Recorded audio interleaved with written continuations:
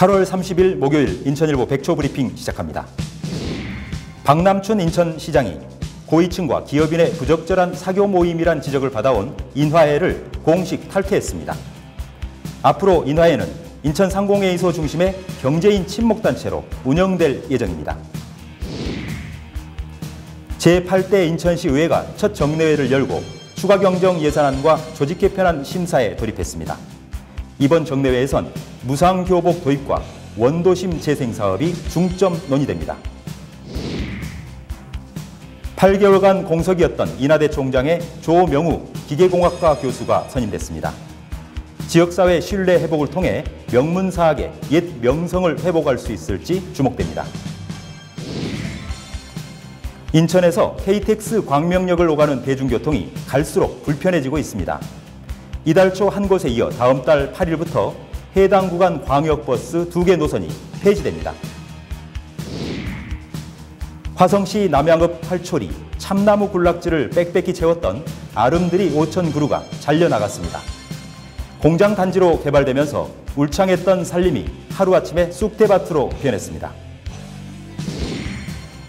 기초생활비를 받는 지적장애인이나 치매노인의 복지급여를 가로챈 사람들이 무더기 적발됐습니다. 알고 보니 범인은 형제나 지인 등 가까운 사람들이었습니다. 이상 인천일보 백초 브리핑이었습니다.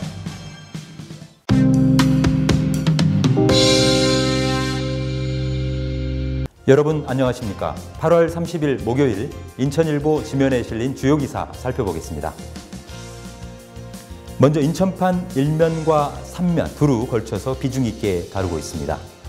박남춘 인천시장이 고위층과 기업인의 부적절한 사교 모임 아니냐라는 지적을 받아온 인화회를 공식 탈퇴하기로 선언했다는 내용 다루고 있습니다. 인천시가 어제 박 시장 명의로 된 인화회 회원 220여 명에게 발송한 서한을 공개했는데요. 박 시장은 이 서한에서 인화회가 시민의 자리에서 시민을 대변하는 모임이 되길 진심으로 희망하는 마음으로 회장직 사퇴와 함께 탈회를 결정했다라면서 오랜 고심 끝에 내린 결정이니 회원님들의 양해를 부탁드린다 이렇게 밝혔다고 합니다. 탈퇴 서한도 같이 싣고 있죠. 앞으로 그러면 어떻게 될까? 인화회는 이제 인천 상공회의소가 회장단 회의를 열어서 인화회 사무국을 인천시로부터 인수받기로 그렇게 결의를 했는데요. 최근 사무국을 맡아달라는 인천시의 공식 요청이 있었는데 여기에 화답한 셈이죠. 앞으로 이에 따라서 인화회는 새로운 운영 방향을 정하기로 했는데 순수 기업인과 경제인 친목 모임으로 성격을 바꾸게 될 것으로 전망되고 있습니다. 인화회는 1966년 당시 중앙정보부 주도로 조직된 기관장 모임이었는데요. 50년 넘게 이어지면서 인천 지역 주요 기관 단체장 그리고 기업인들이 참여하는 사모임으로 그렇게 활동이 되었는데요. 고위공직자와 기업인들을 중심으로 약 220여 명이 매달 전체 원래 회의를 갖고 조별 모임을 갖는 그런 활동을 해왔습니다. 이어서 5면 자치의정면입니다. 새롭게 출범한 제8대 인천시의회 첫 정례회를 어제 개회했습니다. 21일간의 회기로 정례회 일정에 들어갔는데요. 인천시가 제출한 올 첫 추가경정 예산안과 조직개편안 심사에 돌입했다는 내용 비중 있게 다루고 있습니다. 이번 정례회에서 인천시의회가 다룰 화두는 뭘까요? 역시 무상교복 도입 문제 그리고 원도심 도시재생 사업 등 이 두 가지가 최대 현안으로 꼽히고 있다 이렇게 전하고 있습니다. 이어서 인천판 1면 종합면과 19면 사회면에 기사가 두 꼭지 있는데요. 지난 8개월 동안 공석이었던 인하대학교 총장으로 조명우 기계공학과 교수가 선임됐다는 내용 그리고 앞으로 과제까지 두루 싣고 있습니다. 조명우 신임 총장은 8개월의 공석 기간 동안 총장 직무대행을 해왔었는데요. 서울대 기계설계학과에서 학사와 석사 과정을 마치고 미국 일리노이 주립대에서 박사 학위를 받았습니다. 이번에 김민배 법학전문대학원 교수와 막판 줄다리기를 하는 경합을 벌였는데요. 학원 법인 이사진들이 어제 의결을 거쳐서 조 교수를 새로운 총장으로 결정했습니다. 그런데 앞으로 이 신임 조 총장이 걸어야 될 길이 결코 순탄치만은 않다 이런 내용을 사회면에서 자세하게 다루고 있습니다. 우선 그동안 땅에 추락했던 지역사회의 신뢰를 회복하는 부분도 과제고요. 또 재정난으로 인해서 지지부진한 인하대학교 송도 캠퍼스 조성 사업, 학사구조 개편 등 앞으로 풀어야 할 숙제들이 굉장히 많고 시험대에 올랐다. 이렇게 전하고 있습니다. 이어서 인천판 일면 종합면 기사 보시겠습니다. 인천에서 KTX 광명역까지 오가는 대중교통편이 갈수록 불편해지고 있다는 소식 싣고 있습니다. 지난 3일 인천과 이 KTX 광명역을 오가는 광역버스 1개 노선이 폐지된 데 이어서 다음 달 8일자로 부평역과 광명역을 잇는 6780번, 또 연수구 원인지역에서 광명역을 잇는 6790번 이 광역버스 2개 노선이 9월 8일자로 폐지될 예정이라고 합니다. 지난 3일에는 이 청라국제도시와 광명역을 잇는 6800번 광역버스도 폐선이 됐는데요. 이유는 이 해당 노선을 운영하고 있는 업체들이 경영난을 겪고 있기 때문입니다. 손님이 너무 적기 때문이죠. 이렇게 되면 앞으로 시민들은 이 전철을 타고 구로역을 경유해서 광명역까지 가거나 아니면 다른 대체 버스를 이용해서 환승을 해야 되기 때문에 인천 시민들이 KTX 광명역을 오가는데 큰 불편을 겪을 것으로 예상된다고 전하고 있습니다. 네, 이번엔 경기판 일면 종합면 기사 보시겠습니다. 톱 기사로 다뤄졌군요. 화성시 남양읍 활초리라는 동네가 있는데요. 이 활초리에 산이 있는데 이 산에는 참나무 군락지가 둘러쳐져 있었습니다. 모두 이 아름드리 5,000그루에 이르는 참나무가 군락을 이루어서 빽빽하게 아름다운 풍광을 자랑했었는데요. 어느 틈엔가 모두 잘려나갔다고 합니다. 그 까닭이 무엇일까요? 당연히 개발로 인한 훼손이었습니다. 화성시가 이 일대에 15개 업체가 들어설 예정인 공장단지 조성 허가를 내줬기 때문인데요. 이와 함께 이 5,000그루 이상의 참나무 군락과 함께 야생동물의 보금자리이기도 했는데 야생동물들도 서식처를 잃고 이미 사라진 상태라고 합니다. 이와 관련해서 화성시는 이 큰 나무는 이식을 하기로 했고 사업부지 경계선에 있는 거목은 보존해서 산림 훼손을 최소화하는 조치를 취했다. 이렇게 해명하고 있다는 내용 함께 싣고 있습니다. 끝으로 경기판 3면 종합면 기사 보시겠습니다. 기초생활수급자들 가운데 지적장애나 치매 등으로 스스로의 의사결정 능력이 없는 이른바 의사무능력자라고 하는데요. 이 사람들의 이 복지급여, 그러니까 최저 생계비가 되겠죠. 복지급여를 대신 관리해주는 그런 사람이 있는데 급여관리자라고 합니다. 그런데 이 급여관리자들이 이들의 복지급여를 가로챈 사실이 무더기로 적발됐다는 내용 다루고 있습니다. 경기도가 도내 28개 시군의 기초생활보장수급자 중 의사 무능력자 6,870명에 대한 복지급여 관리 실태를 전수조사했더니 모두 급여 관리자 16명이 2억 5천만 원 가까운 돈을 횡령 또는 유용한 사실을 확인한 것으로 드러났다고 보도하고 있습니다. 이 돈을 빼돌리거나 유용한 사람들은 누구였을까요? 알고 봤더니 부모 형제가 없는 의사 무능력자의 친인척 또는 가까운 지인 또는 이 시설 관리자였다고 합니다. 앞으로 이들은 어떤 처벌을 받을까요? 경중에 따라서 전액 환수 그리고 형사처벌도 불가피할 것으로 보입니다. 인천일보 주요 기사를 정리해드리는 오늘의 인천일보는 여기까지입니다.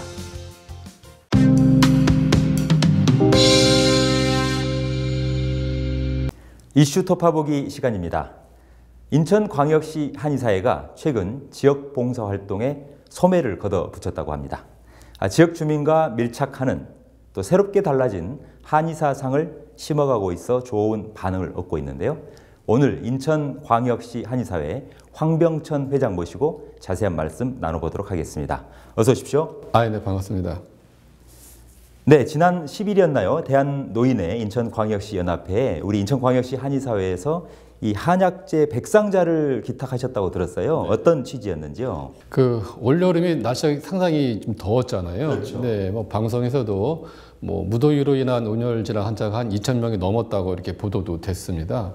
근데 이제 특히 우리 어르신들은 체온 조절 기능이 저하되어 있기 때문에 이런 폭염에 상당히 많이 취약합니다. 그래서 저희 이 여름을 잘 건강하게 보내신다라고 저희 한의사 회원들의 정성을 모아서 여름철 보약을 이제 전달을 해드렸습니다. 이 여름철 보약에는 이제 떨어진 체력을 보충해주고 갈증을 막아주는 한약재가 들어가 있어서 여름철 건강 관리에 아마 큰 도움이 될 겁니다. 그리고 이제 지난 6월 달에도 보험가족에게 약 1,500만 원 상당의 한약 진료권도 후원을 했는데요. 연로하신 우리 보험가족 어르신들에게도 큰 도움이 되었으면 하는 바람입니다. 네, 그렇군요. 정말 어르신들께서 기뻐하셨을 것 같습니다. 네. 또 얘기를 들어보니까요, 인천광역시 한의사회가 이 어르신 건강 증진 사업을 펼치기로 했다는데 어떤 그 프로그램입니까? 어르신 건강 증진 사업은요, 크게 이제 두 가지로 나눌 수가 있는데요. 경로당 주치 사업과 치매 예방 사업으로 나눌 수가 있습니다. 이제 먼저 경로당 주치 사업은 이제 거동이 불편해서 의료기관을 찾기 어려우신 어르신들을 위해서 저희가 직접 경로당을 방문을 해서 어디 불편한 데는 없으신지 살펴도 보고 또 궁금한 건강에 대한 건강 상담도 해드리고 또 거기서 침이나 뜸을 이용해서 치료도 해드리는 그런 사업입니다. 그리고 치매 예방 사업은 통계적으로 보면 70세부터 치매 환자가 급격하게 증가한다고 합니다. 어르신들의 뇌 기능이 노화되면서 초기에는 이제 경도 인지 장애를 보였다가 점점 치매 증상으로 발전을 하는데요. 저희 한의사들이 초기에 경도 인지 장애를 보이시는 그런 어르신들에게 침과 한약으로서 이제 치료를 함으로써 치매로 발전되는 것을 차단하는 예방 치료 사업입니다. 이렇게 경로당 주치 사업과 치매 예방 사업을 모두 포함해서 어르신 건강 증진 사업이라고 하고요. 대한노인의 인천연합회하고 저희 인천시 한의사회가 업무 협약을 맺어서 어르신들 건강을 위해 같이 이제 노력해 나가려고 할 예정입니다. 네, 그렇군요. 어르신 건강 증진 사업 참 의미 있는 사업인 것 같습니다. 그런가 하면 황병천 회장님은 올해 제21대 회장으로 당선돼서 3년 임기를 수행하고 계시는데요.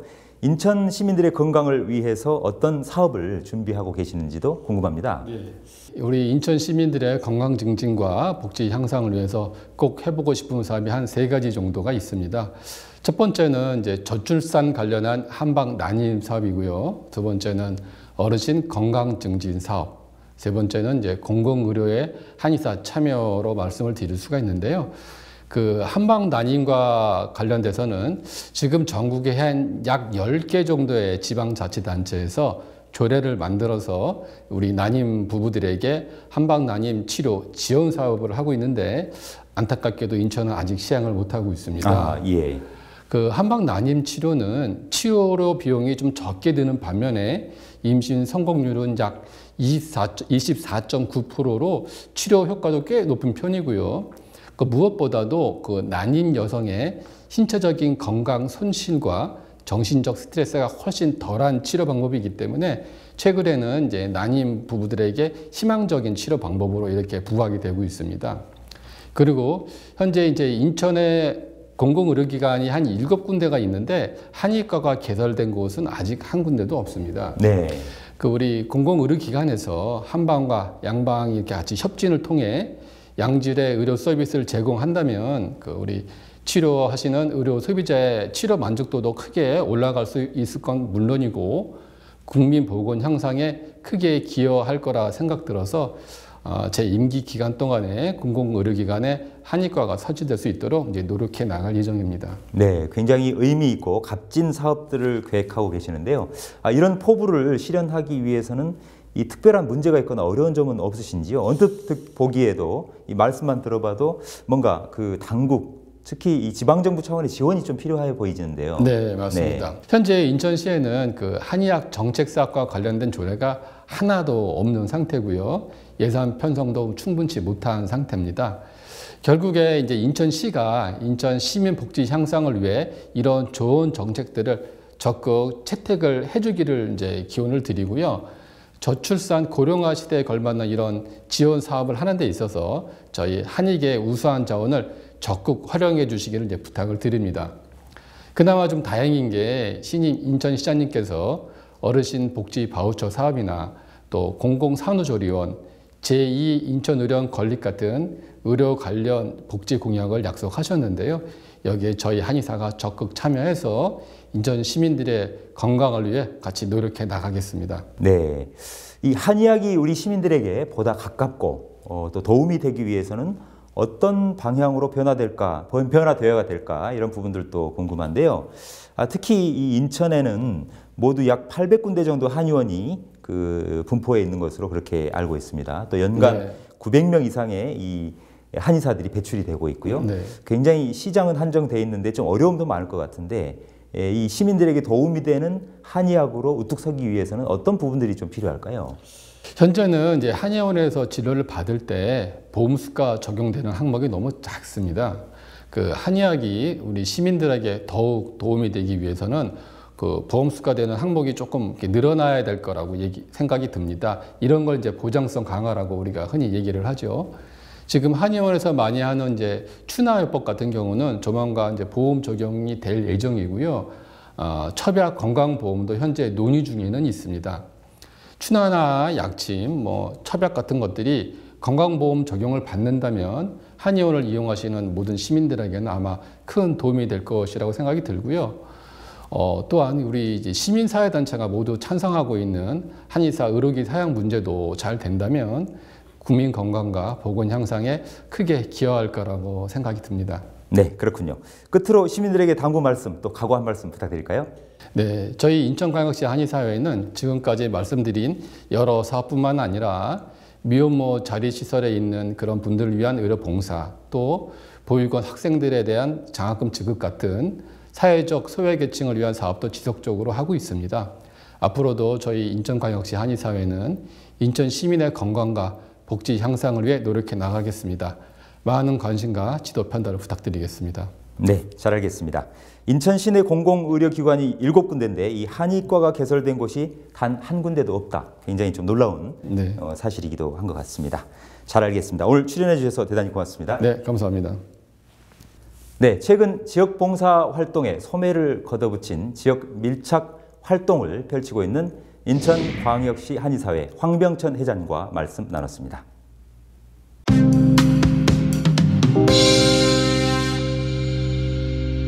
생생정보 알려뷰 날씨 정보입니다.